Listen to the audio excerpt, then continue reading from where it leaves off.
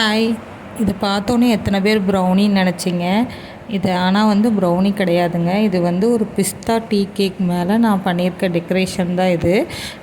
எங்களோட ஆனிவர்சரிக்காக நான் கேக் பண்ணணும் அப்படின்னு யோசிச்சுட்ருந்தேன். பட் எனக்கு அவ்வளோவா டைம் இல்லை.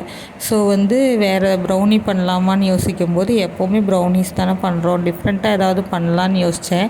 ஸோ இந்த மாதிரி ட்ரை பண்ணி பார்ப்போம், நல்லா இருக்கான்னு. நம்ம தானே சாப்பிட போகிறோங்கிற ஒரு தைரியத்தில் பிஸ்தா டீ கேக் ரெடி பண்ணி அதுக்கு மேலே இந்த மாதிரி ஒரு டெக்கரேஷன் பண்ணியிருந்தேன். பார்க்குறதுக்கு மட்டும் இல்லைங்க, சாப்பிட்றதுக்கும் அவ்வளோ டேஸ்ட்டாக இருந்துச்சு.